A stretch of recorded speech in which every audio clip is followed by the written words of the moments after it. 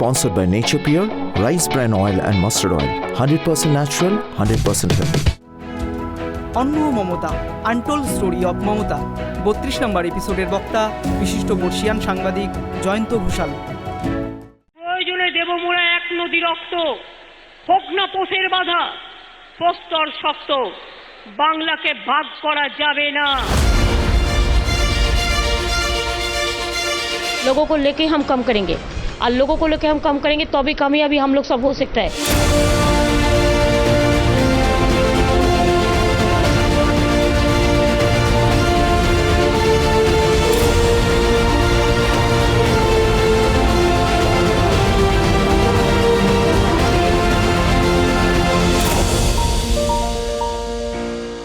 মমতা বন্দ্যোপাধ্যায় তো একজন মানুষ নন। মমতা বন্দ্যোপাধ্যায় মানে একসঙ্গে হাজারটা মানুষ, মানে একটা মমতার মধ্যে কত মমতা যে আছে সেটাই হচ্ছে সবথেকে মানে ইন্টারেস্টিং। মমতা বন্দ্যোপাধ্যায়কে আমি 1984 সাল থেকে জানি। আমি তখন বর্তমান কাগজের রিপোর্টার। 84 সালে বর্তমান কাগজ বেরিয়েছে, খুবই মানে জুনিয়র একজন রিপোর্টার। যাদবপুরে সোমনাথ চট্টোপাধ্যায়কে মানে হারালেন মমতা বন্দ্যোপাধ্যায় 84 সালের লোকসভা ভোটে। তো আমার অ্যাসাইনমেন্ট পড়লো মমতা বন্দ্যোপাধ্যায়ের। কে মমতা বন্দ্যোপাধ্যায়? তখন তো ভালো করে মমতা বন্দ্যোপাধ্যায়কে মানুষ জানেই না। এবং মমতা বন্দ্যোপাধ্যায় সোমনাথ চট্টোপাধ্যায়কে হারাচ্ছেন, তার মানে কি বলবো, মানে সবাই তখন বলল জায়ান্ট কিলার। 84 সালে মমতা বন্দ্যোপাধ্যায় পার্লামেন্টে হাজির হলেন। তো সেই দিন থেকে আজ পর্যন্ত এই যে মমতা বন্দ্যোপাধ্যায়ের মেটামরফোসিস, পলিটিক্যাল কত রূপান্তর, তার মধ্যে রাজনৈতিক মমতা বন্দ্যোপাধ্যায়কে তো আমরা টিভি চ্যানেলে, খবরের কাগজে কত রকমভাবেই তো দেখছি, কিন্তু মমতা বন্দ্যোপাধ্যায়ের মধ্যে যে মানুষ মমতা বন্দ্যোপাধ্যায়, ধরুন মমতা বন্দ্যোপাধ্যায় এই যে রাস্তা দিয়ে হেঁটে যেতে যেতে নাম করে সবাইকে ডাকে। একটা জেলাতে গেলে একজনকে বললেন যে এই বিশু কোথায় যাচ্ছিস, এই যে ব্যাপারটা, আমি বলি একটা চণ্ডী মণ্ডপের স্টাইলে উনি রাজনীতিটা করেন। রাজনীতি নিয়ে আমি আজকে আলোচনা করছি না, আমি ওর মধ্যে থেকে যে মানুষ মমতা, ওই যে বিশু কোথায় যাচ্ছিস ভাবা যায়, মানে পুলিশের কনস্টেবলের নাম পর্যন্ত নাম ধরে ডাকে। মানে আমি নবান্ন থেকে যখন ওর সঙ্গে যতবার ওর গাড়িতে করে আমি বাড়িতে ফিরেছি কালীঘাটের, তো আমি দেখেছি যে বিভিন্ন মোড়ে মোড়ে সমস্ত যারা পুলিশ আছে তারা দৌড়ে এসে দিদি, এমনকি যখন ধরো বাসে আটকে গেছে, ও তো সিকিউরিটি থাকলেও ও নিতে চায় না ওই সমস্ত যে সিএমের রুট পড়লে সব রাস্তা টাস্তা বন্ধ হয়ে যাবা, বাস চলছে পাশে, বাসের লোকেরা দেখছে জানলা দিয়ে, নিচে গাড়িটা তো একটু নিচে, তো আমি পেছনে, মমতা বন্দ্যোপাধ্যায় সামনে, তো ওখান থেকে এই দিদি দিদি যেরকম হয়, মমতা বন্দ্যোপাধ্যায় ওখান থেকে কাঁচ নামিয়ে ওদের সঙ্গে কথা বলছে। তো এই রকম ব্যাপারটা মমতা বন্দ্যোপাধ্যায় কি কিন্তু কখনো, এমনকি চিফ মিনিস্টার বললে তো রেগে যায়, মমতা বন্দ্যোপাধ্যায় বলে আমি দিদি, তো আমি দিদিই থাকবো, আমি রাজ্যের দিদি। ওর মধ্যে ওই ব্যাপারটা, ওই যে হিউম্যান এলিমেন্টটা, এবং অনেক সময় অনেক মানুষ এগুলো না জানতেও পারে না যে মমতা বন্দ্যোপাধ্যায়ের মধ্যে ওই হিউম্যান এলিমেন্টটা কোথায়। এবং ওর মধ্যে একটা সেন্স অফ হিউমার আছে, ওর মধ্যে একটা, যখন পার্লামেন্টে সেন্ট্রাল হলে যায় না, সেন্ট্রাল হলে, যেহেতু আমিও সেন্ট্রাল হলের মানে মেম্বার, মানে সাংবাদিকতায় মানে আমার 40 বছর হলো, তো যারা সিনিয়র সাংবাদিক তারা অনেকেই যায়, রাজনৈতিক নেতারা যারা এমপি হলে, এক্স এমপি হলেও যেতে পারে, এক্স এমএলএও যেতে পারে, পশ্চিমবঙ্গে থেকে ধরো এক্স এমএলএ গেছে, তো যখন গিয়ে বসে তখন ইরেসপেক্টিভ অফ পার্টি লাইন সব দলের লোকেরা এসে দেখা করে। ওর যে জনপ্রিয়তাটা, এমনকি দিল্লিতে এয়ারপোর্টে যাচ্ছি গাড়িতে করে, ওখানে সমস্ত মানে যারা অবাঙালি অডিয়েন্স, আমরা ভাবতেই পারি না, তারাও কিন্তু চিফ মিনিস্টার মমতা বন্দ্যোপাধ্যায়ের নামে, চিফ মিনিস্টারের আগে ও মমতা। এখন এই জিনিসটা তো একদিনে তৈরি হয় না, এবং ওর মধ্যে গ্রাউন্ড মানে যে রিয়েলিটি, তার সঙ্গে যেটাকে হিন্দিতে না ওখানে ওরা বলে যে জমিনি হকিকত, ধরাতল কি রাজনীতি, এগুলো হিন্দিতে ওর সম্পর্কে বলা হয়। এটা কীরকম জানো, অনেকে, আমি একজন খুব প্রবীণ সাংবাদিকের লেখায় পড়েছিলাম যে হোচিমিনকে দেখতে গেছিল খগেন দে সরকার, আনন্দবাজারের ব্যুরো চিফ ছিলেন, উনি একটা বইও লিখেছিলেন হোচিমিন সম্পর্কে। তো হোচিমিনের ইন্টারভিউ নিতে গেছে ভিয়েতনামে, তো বলেছে যে যাও, কোথায় আছে হোচিমিন, বলে ওই গ্রামে ওই বাড়িটাতে থাকে, যাও ওখানে গেলে তুমি হোচিমিনকে দেখতে পাবে। তো গিয়ে দেখে একটা খাটিয়া পেতে বেশ কয়েকটা লোক বসে টসে আছে, 3-4টে খাটিয়া হুঁকো টুকো খাচ্ছে। তো কোনটা হোচিমিন বুঝতে পারছে না। তো গিয়ে বলেছে কোনটা হোচিমিন, তো বলে এই তো যে তো আদুর গায়ে বসে রয়েছে, এটা লুঙ্গি পরে একটা লোক, সে হোচিমিন। তো এইখানে এই জিনিসটাই কিন্তু আস্তে আস্তে চলে যাচ্ছে। এখন আমরা ঠাঁট বাট অভিজাত আরবান এলিট পলিটিশিয়ান হতে গেলে এখনও পর্যন্ত এই যে একটা সাধারণ জীবনযাত্রার সঙ্গে যুক্ত হওয়া, এইটা কিন্তু এখনও অনেকে মনে করে না যে ওর যে বাড়িটাতে থাকা ওটা ওর ইউএসপি, ওটা ওর ব্র্যান্ড ইকুইটি। একবার সুব্রত মুখোপাধ্যায় আমাকে বলেছিল যে ওটা বলতে সোজা লাগে, কিন্তু ওটা করে দেখুক না। কথাটা হচ্ছে যে আমার যদি সেই সংযমটা যদি থাকে, আমি যদি সেই জীবনযাত্রাটা না করি, তখন আমাকে ব্যঙ্গবিদ্রুপ করা হচ্ছে যে ওটা তো সাজানো পর্ণকুটির। তো সাজানো পর্ণকুটিরটা কর না, তা সত্ত্বেও কেন লোকে এত বিলাসী অভিজাত জীবনযাত্রায় যায়? এটা সুব্রত মুখার্জি বলেছিল যে ওটা তো আমি করতে পারছি না। তো মমতা বন্দ্যোপাধ্যায় তো করছে, এখনও এত যে যাবৎ ওই বাড়িটাতেই তো আছে। মুখ্যমন্ত্রীর জন্য ডেজিগনেটেড বাড়ি তো ওর জন্য দেওয়া হয়েছিল, তো থাকলো না। তো তুমি বলতে পারো যে ওই বাড়িটা না থাকলে ওর ব্র্যান্ড ইকুইটি থাকবে না, কিন্তু ওটা কি সবাই পারে করতে, ব্র্যান্ড ইকুইটি রাখার জন্য এই আত্মত্যাগ? আমি মমতা বন্দ্যোপাধ্যায়ের গল্প বলছি তোমাদের। মমতা বন্দ্যোপাধ্যায় এমন ব্যক্তিগত গল্প বলছি, আমি ওর কাছে এই জন্যে ঋণী যে ও যখন কোনো রকমভাবে আমি দেখেছি যে একটা যে কোনো মানুষের জীবনে কোনো রকম ব্যক্তিগত কোনো সমস্যা কোনো শুনেছে যে ও মুখে অসুস্থ, ও সঙ্গে সঙ্গে সেখানে ঝাঁপিয়ে পড়ে, তাকে চেনে জানে, তার আত্মীয় স্বজন। এবং ওর কীরকম ব্যক্তিগতভাবে বলছি যে প্রফুল্ল সেন, এটা অনেক দিনের কথা, তখন মমতা বন্দ্যোপাধ্যায় সবে মমতা বন্দ্যোপাধ্যায় হয়েছে, প্রফুল্ল সেন প্রাক্তন মুখ্যমন্ত্রী এবং এই পার্কস্ট্রিট পাড়ার কাছাকাছি থাকতেন একটা ছোট্ট ঘরে, খুব অসুস্থ এবং খুব আর্থিক সংকট। মমতা কিন্তু প্রফুল্ল সেনকে নিয়মিত দেখতে যেতেন। আমি ওর সঙ্গে নিজে গেছি প্রফুল্ল সেনের কাছে দেখা করতে, তখন আমরা সবে সাংবাদিকতা এসেছি।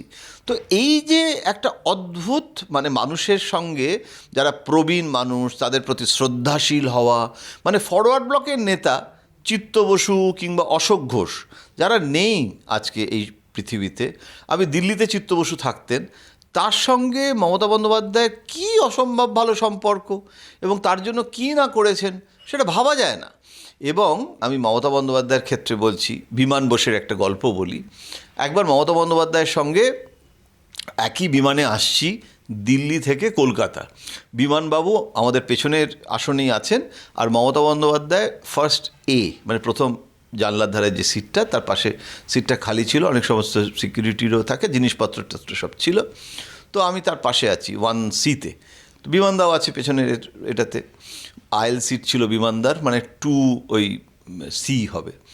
তো বিমানদার চা নিয়েছে, কালো চা খান, হ্যাঁ, তো নিয়েছেন। তার সাথে এয়ার হোস্টেসকে বলছেন গিভ মি সাম কুকিজ। তো সেটা তো সামনের সিট থেকে শোনা যায়। মমতা বন্দ্যোপাধ্যায় ওখান থেকে বলছে, বিমানদা অত কুকিজ খান না, অত কুকিজ, আপনার এই সময় এত কুকিজ জানেন কত ক্যালোরি থাকে? তো মমতার মধ্যে তো ওই ব্যাপারটা আছে না, খুব ক্যালোরি কনসাস, হাঁটে, ট্রেডমিল করে, ট্রেডমিল করতে করতে কথা বলে লোকের সঙ্গে, এবং অনেক মন্ত্র পড়ে ট্রেডমিল করার সময়। ওর একটা ইন্টারেস্টিং লাইফস্টাইল আছে। তো বিমানদাকে বলছে অত ক্যালোরি আছে। বিমানদা তখন বলছে যে ঠিকই বলেছে মমতা। এয়ারহোস্টেসকে মমতা বলছে একদম দেবেন না, এত ক্যালোরির বিস্কুট খাবেন না। বিমানদা ওখানে মেরি বিস্কুট ওদের কাছে থাকে, আমি তো খাই, ওই মেরি বিস্কুট খান, খেতেও ভালো কিন্তু অত ক্যালোরি নেই। তো বিমানদা আবার মেরি বিস্কুট নিয়েছে, বলছে থ্যাংক ইউ মমতা, তুমি ভালোই বলেছো, আমার বড্ড কুকিজ খেতে ইচ্ছে হয়। তো এই যে বিমানদার, তখনও কিন্তু ফিশ ফ্রাই পলিটিক্স হয়নি, ফিশ ফ্রাই পলিটিক্সের আগেই কিন্তু এটার ঘটনাটা, সুতরাং ফিশ ফ্রাই পলিটিক্সের সাথে কোনো সম্পর্ক নেই।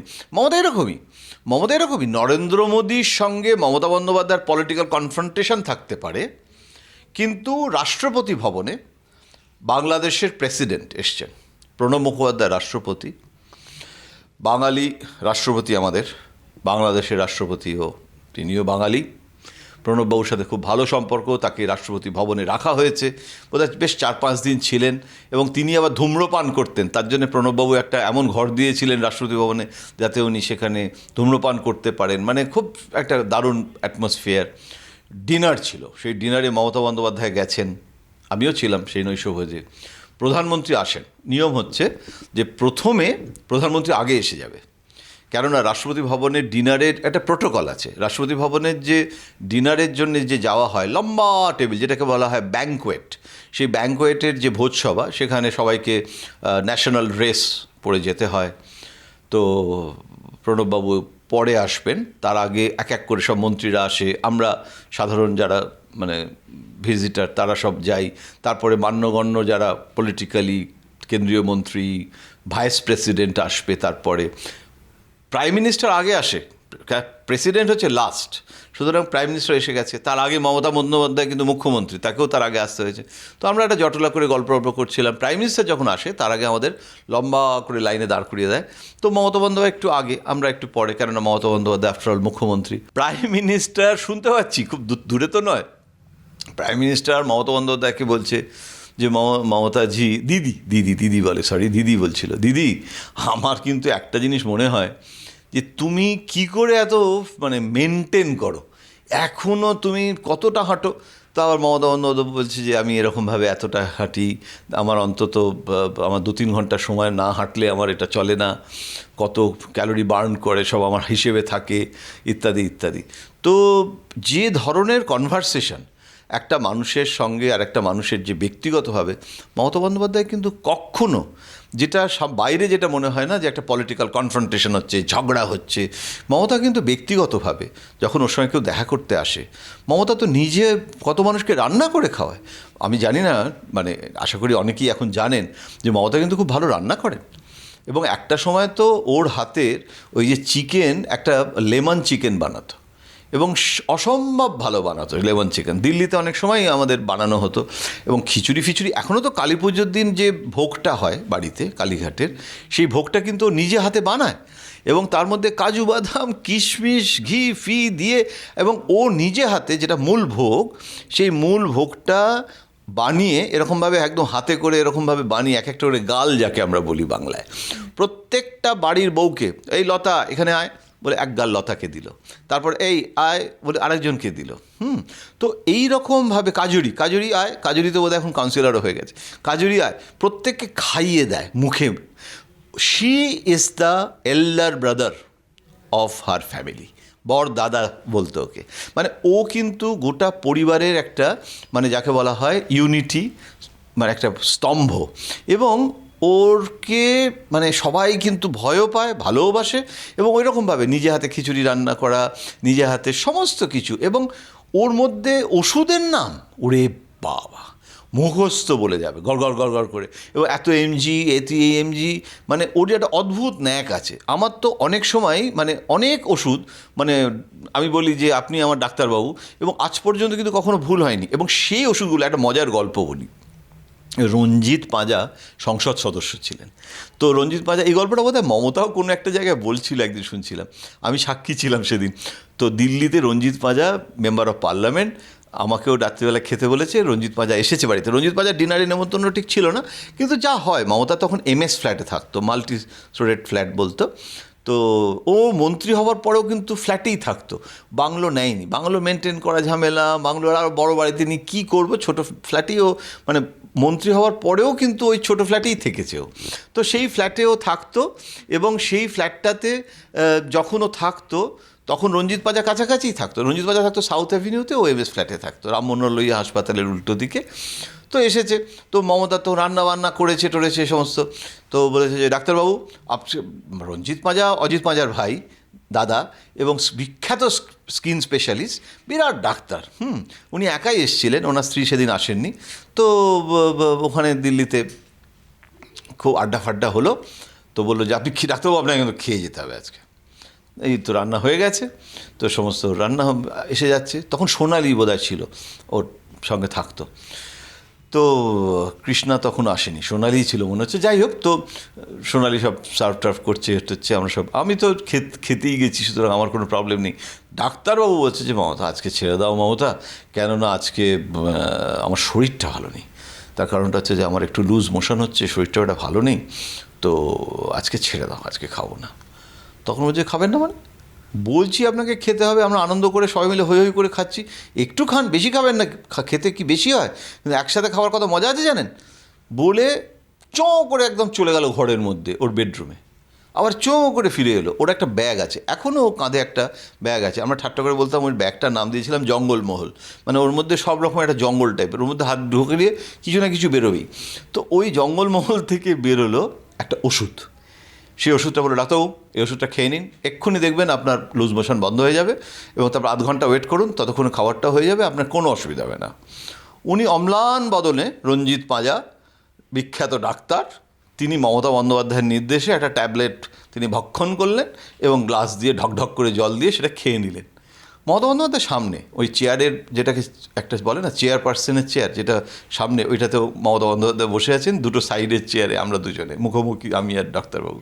বললাম, ডাক্তারবাবু, আমি দিদিমণির সামনেই বলছি, বললাম, ডাক্তারবাবু আপনি একটা এত বড় ডাক্তার, আপনি দেখলেনও না যে আপনাকে কি ট্যাবলেট দিল? ট্যাবলেটটা তো ছিঁড়েও দিল, ট্যাবলেটটা তো আপনিও নিজে ছিঁড়লেন না, আপনার হাতে ট্যাবলেটটা দিল, জলের গ্লাস দিল, আপনি ঢকঢক করে খেয়েও নিলেন। তো আপনি এখন অম্লান বদনে ওটা খেয়ে নিলেন এবং এখন ডিনারের জন্য প্রস্তুত। কি ব্যাপার, আপনি একটা ডাক্তার হয়েও দেখলেনও না কি ট্যাবলেট খেলেন? তখন হাসতে হাসতে ডাক্তারবাবু বলছে, শোনো, ও হলো নেত্রী, আমি কোনো রিস্ক নিতে চাই না। আমি এখন আমি যদি ওষুধটা খেলাম না এবং আমি ডিনারটা বয়কট করলাম, যদি কালকে আমি শোকজ হয়ে যায়, আমার কি দরকার ঝামেলা ঝুটেতে, কি হই হই করে তারপর হাসি, তবে ডাক্তারবাবু এরম বলবেন না, আমি কি আপনাকে শোকজ করে দেবো আপনি আমার ডিনার না খেলে? তো এই রকম কিন্তু পেছনে লাগা, আমি ডাক্তারবাবুকে দেখেছি, এই রকম সম্পর্ক ওর সাথে কিন্তু, মানে we can afford to have this sort of relationship with দিদি।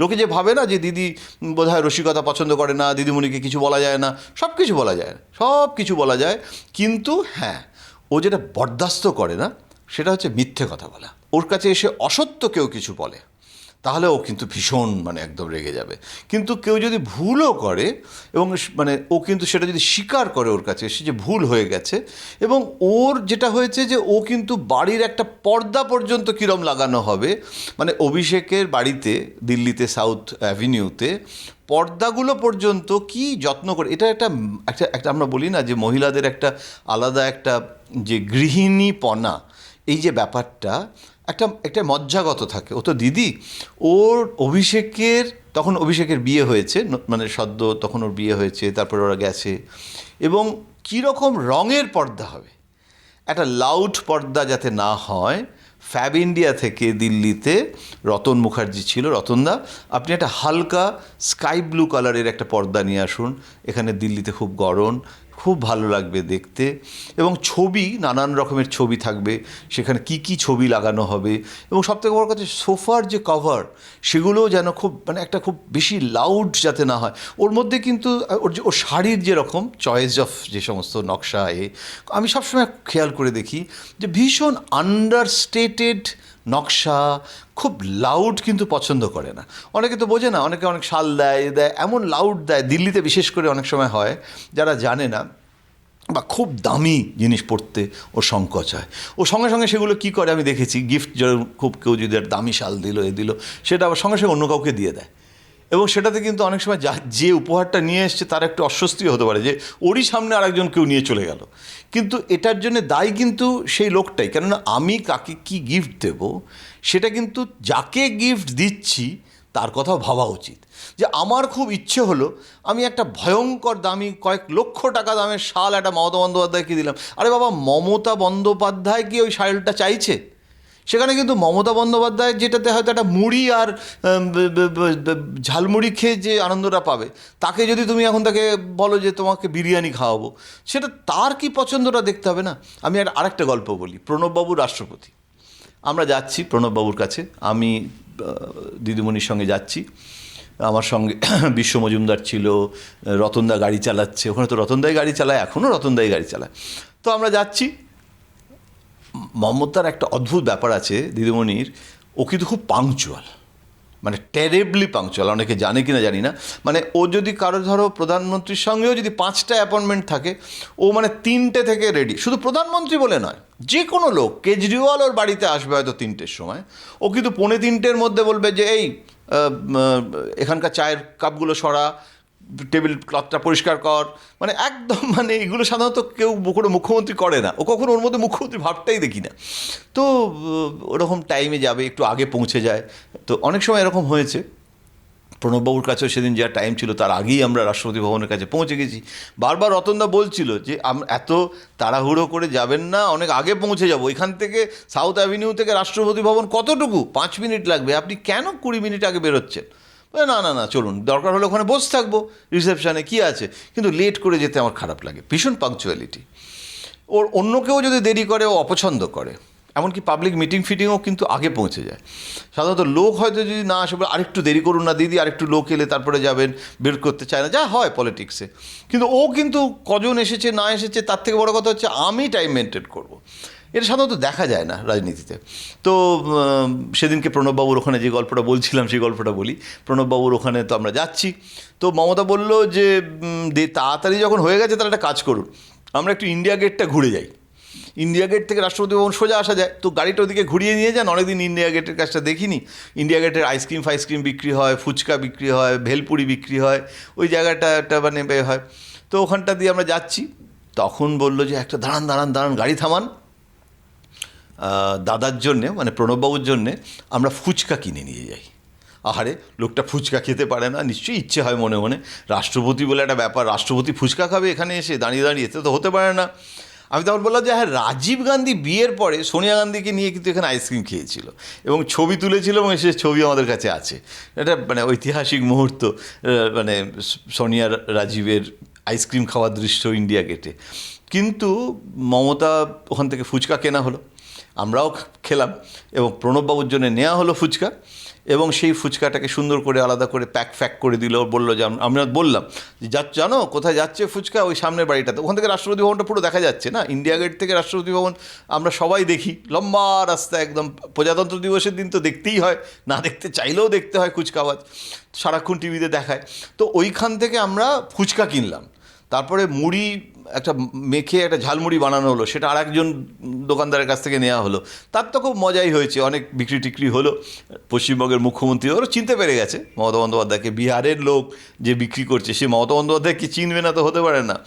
তো আমরা ওইসব নিয়ে গেলাম, এবং প্রণববাবু তো কী খুশি, রাষ্ট্রপতি ভবনে সেই ইন্ডিয়া গেটের দিকে তাকিয়ে তাকিয়ে ফুচকা খাওয়া হলো।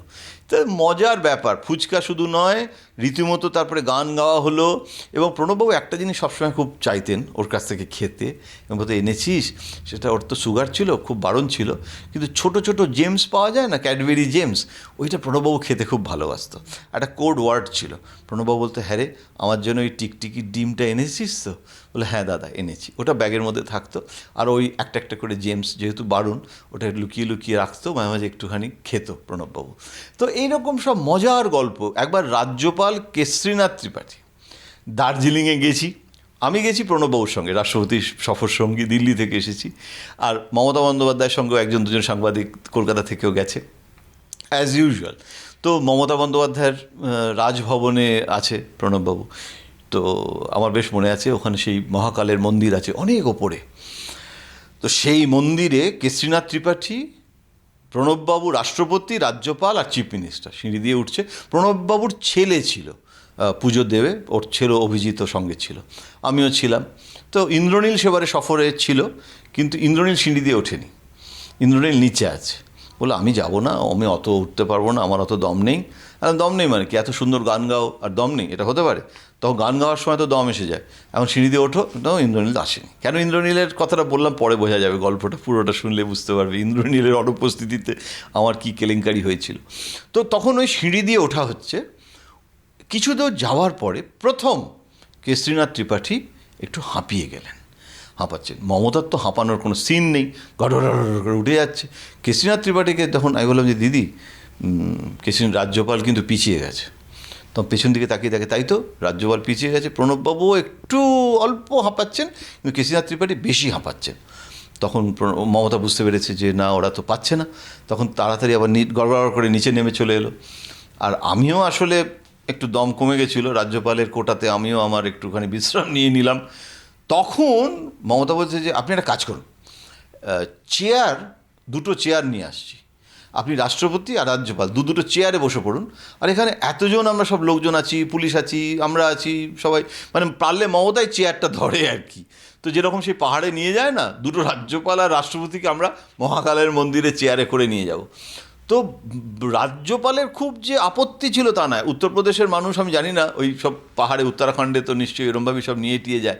প্রণববাবু হার আর রানা করে উঠলো। উনি আফটার অল বাঙালি সেন্সিটিভিটি, যে চেয়ারে করে নিয়ে যাচ্ছে রাষ্ট্রপতিকে, ছবি টবি বেরোলে কেলেঙ্কারি। উনি বলে না, তার থেকে আমরা এখানে 15 মিনিট বিশ্রাম নিই, তারপরে আবার আস্তে আস্তে করে হাঁটবো, কিন্তু চেয়ারে করে আমি যাব না। তো রাজ্যপাল তো বললো ঠিক আছে।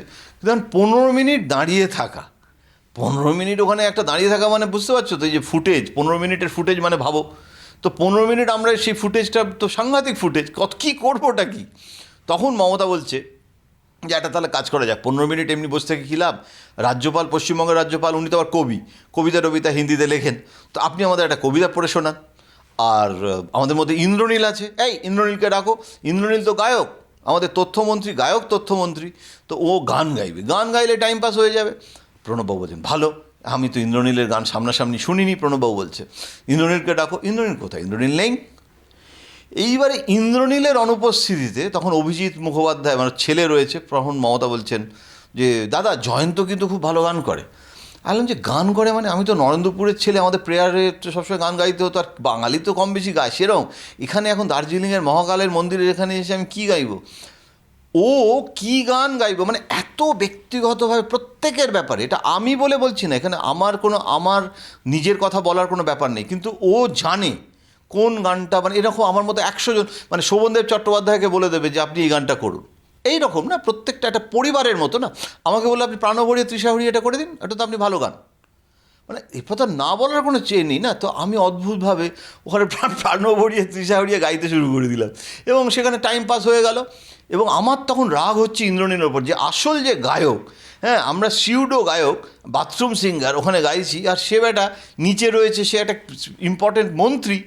যাই হোক, তার খেসারত ইন্দ্রনীলকে দিতে হয়েছিল। রাজভবনে সন্ধ্যাবেলায় পুরো ডিনারের আগে অনেক গান শোনাতে হয়েছিল, সেখানে আমরা তখন শ্রোতা ছিলাম। ইন্দ্রনীল পুষিয়ে দিয়েছিল সে সমস্ত গান গেয়ে।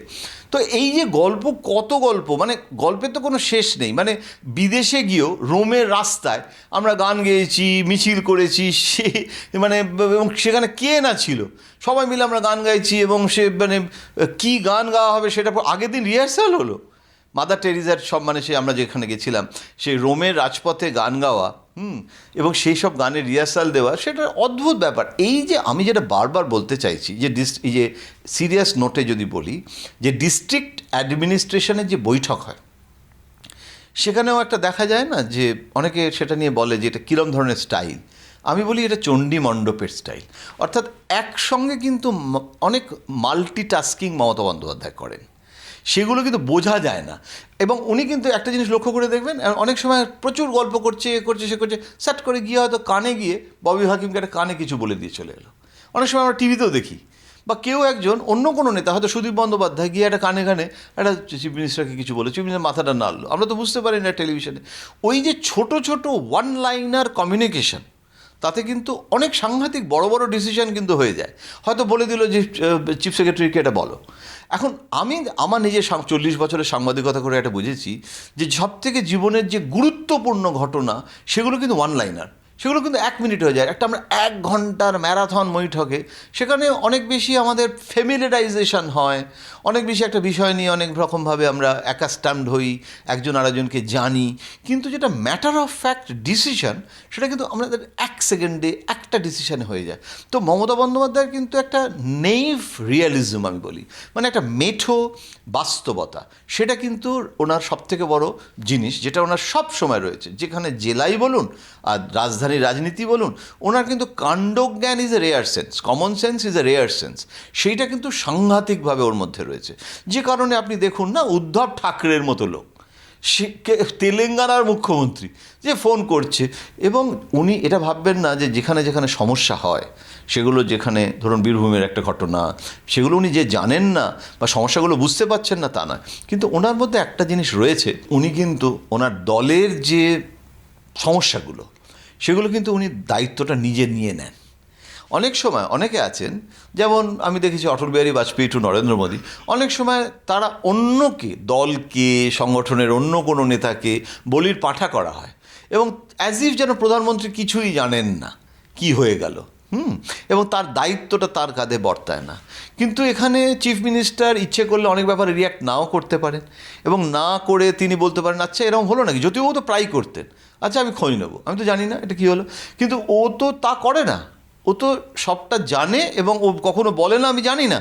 তার ফলে ও কিন্তু সেটা কখনো বলে না আচ্ছা আমি জানি না আমি দেখছি। হ্যাঁ, মানে এটা এই যে একটা দিল্লির স্টাইল আছে না, যে আমাদের একজন কেন্দ্রীয় মন্ত্রী ছিল, আমি নাম বলবো না, সে কংগ্রেস জমানায় ছিল, যখনই টেলিভিশনের লোকেরা গিয়ে বলতো যে এরকম কাশ্মীর এরকম হয়ে গেছে, আপনাকে কিছু একটা বলতে হবে এরকম, তো বলো আচ্ছা ऐसे हुआ है, ये तो बहुत दुखद घटना है, संवेदनशील मुद्दा है, अगर ऐसे हुआ है तो हम ज़रूर हम इसमें कार्रवाई किया जाएगा। তো এই যে অ্যাটিচিউডটা না, যে হয়েছে জ্যোতিবাবুকে প্রায় দেখতাম, বানতলায় ধর্ষণ হয়েছিল, জ্যোতিবাবু বলেছিল যে এরকম তো কতই হয়, এটা তো ইট হ্যাপেন্স। তো এখন মমতা বন্দ্যোপাধ্যায়ের বৈশিষ্ট্য হচ্ছে ও কিন্তু ইট হ্যাপেন্স বলে না, ও কিন্তু দায়িত্বটা নিয়ে ফেলে অনেক সময় তাতে রিয়্যাক্ট করে, তারপর সোশ্যাল মিডিয়াতে তার অনেক উল্টোপাল্টা হয়। কিন্তু ও যেটা বলে সেটা ঝাঝর করে বলে দেবে, কিন্তু অনেক সময় যেরকম সেটাকে কিন্তু ও দায়িত্বটাও নিয়ে নেয়, এবং সেটাতে অনেকে যেরকম নবীন পটনায়ক উড়িষ্যায় আছে না নেই জানা যায় না মুখ্যমন্ত্রী, কিন্তু চলছে রাজ্যটা। মমতা বন্দ্যোপাধ্যায়ের ক্ষেত্রে তা না, এবং সেক্ষেত্রে অনেক সময় মমতা বন্দ্যোপাধ্যায়কে আমরা বলি যে খুব ইমোশনাল মানুষ, ইমোশনাল তো বটেই, কিন্তু মমতা বন্দ্যোপাধ্যায়কে জানেন তো বিজেপিও আন্ডার এস্টিমেট আসলে করে না। বিজেপিকে 2021-এ যেভাবে বোকা বানিয়ে দিয়েছে মমতা বন্দ্যোপাধ্যায়, সেটা কিন্তু বিজেপি আন্ডার এস্টিমেট করে না। সুতরাং মমতা বন্দ্যোপাধ্যায়কে যারা মানে আন্ডার এস্টিমেট করে, তারা মমতা বন্দ্যোপাধ্যায়ের থেকে বুদ্ধিমান নন। কিন্তু আমি আজকে রাজনীতির কথা বলতে চাই না, আমি গল্প দিয়েই শেষ করব, যেটা সবথেকে অন্য ধরনের গল্প। সেটা হচ্ছে যে অশোক সেন, আপনারা অনেকে দেখেননি, কেন্দ্রীয় মন্ত্রী ছিলেন, মমতা বন্দ্যোপাধ্যায়কে খুব স্নেহ করতেন। তখন মমতা বন্দ্যোপাধ্যায় কংগ্রেসে, তো মমতা বন্দ্যোপাধ্যায় যেতেন তো বলছেন যে আচ্ছা প্রিয়রঞ্জন দাসমুন্সী তখন প্রদেশ কংগ্রেস সভাপতি, মমতা সিপিএমের বিরুদ্ধে লড়তে পারছে না, নরসিংহ রাও তাকে কেন্দ্রীয় মন্ত্রী করেছিল, তাও সে ছেড়ে দিয়েছিল, কনসিস্টেন্টলি অ্যান্টি সিপিএম রাজনীতি করে। তো অশোক সেন এখানে লাউডন স্ট্রিটে থাকতেন, তার ফ্ল্যাটে বিরাট একটা ডাইনিং টেবিল ছিল, সেখানে মমতা বন্দ্যোপাধ্যায় গেছেন, বলছেন জানেন এরকম হলো, এরকম বলেছে, এই সিপিএমের সাথে আপনারা এই কম্প্রোমাইজ করছেন।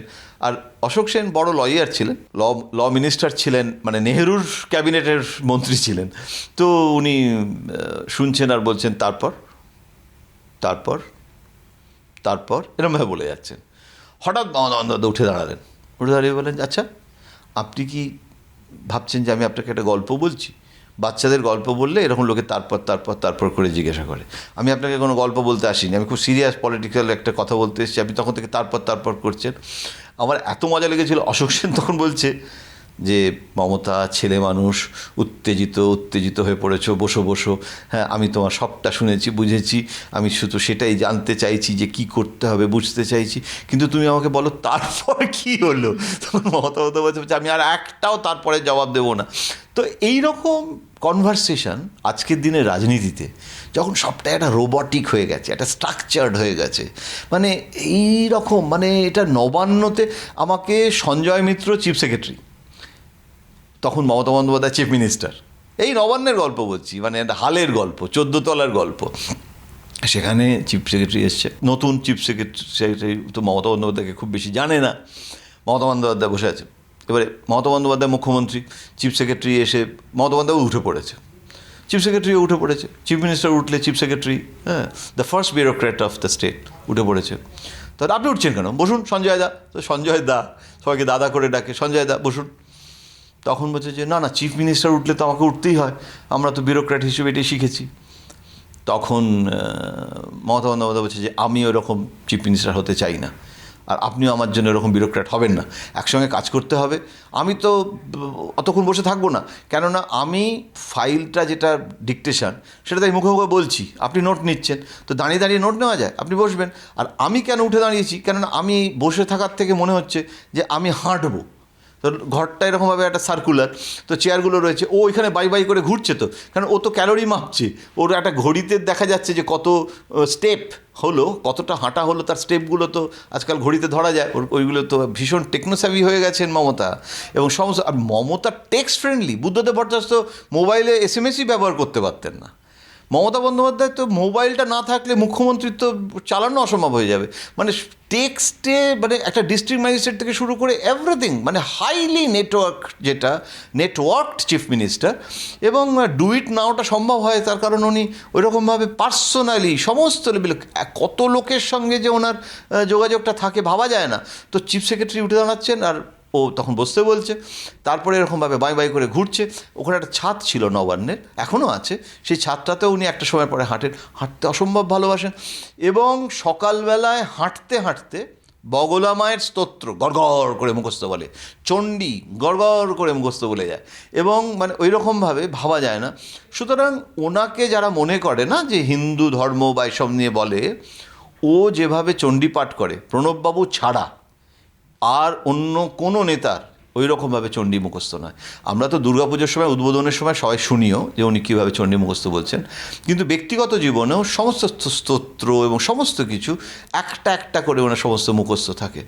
এবং মানে এত ঘরোয়া, আমার মনে হয় যে এই যে ফেনামেনানটা, মানে ওনার রাজনীতি নিয়ে অনেক আলোচনা হবে, ওনার ওয়েলফেয়ারিজম, ওনার যে স্কিম, কন্যাশ্রী, হেনাশ্রী, সেসব তো চলছেই, সেগুলো তো হবে, সেগুলো রাজনীতির ব্যাপার।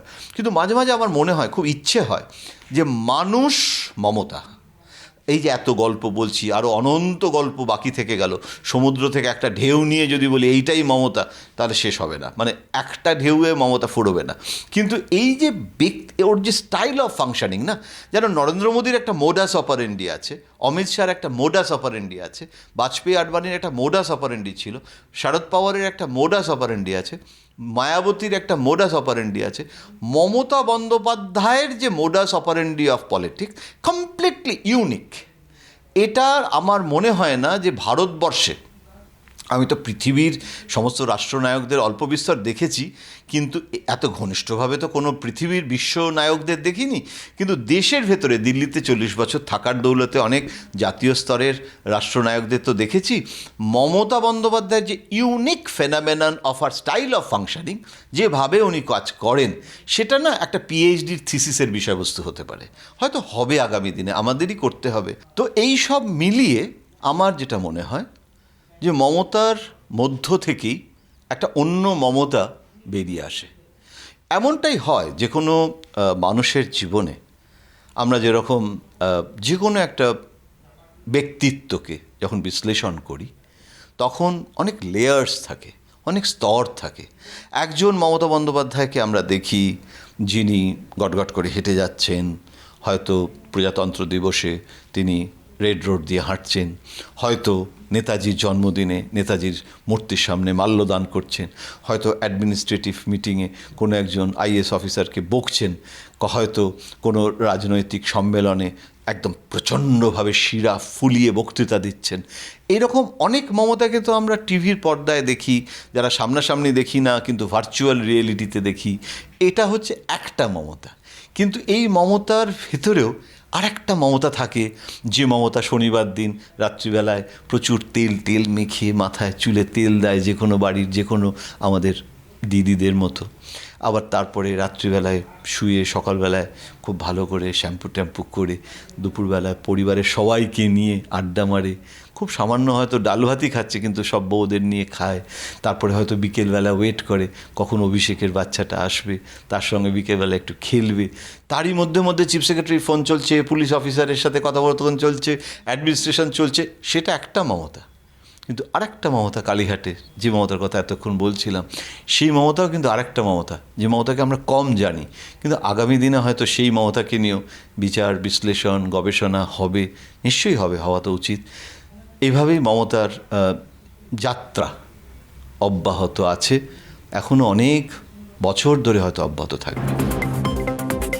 हम डरते नहीं, हम मरने के लिए तैयार है। जो डरते हैं वो मरते हैं, और जो लड़ते हैं वो जीतते हैं।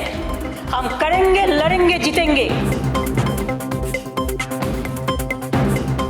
প্রয়োজনে দেব মোরা এক নদী রক্ত, হোক না পোষের বাধা, প্রস্তর শক্ত, বাংলাকে ভাগ করা যাবে না। लोगों को लेके हम कम करेंगे और लोगों को लेके हम कम करेंगे तो भी कामयाबी हम लोग सब हो सकता है।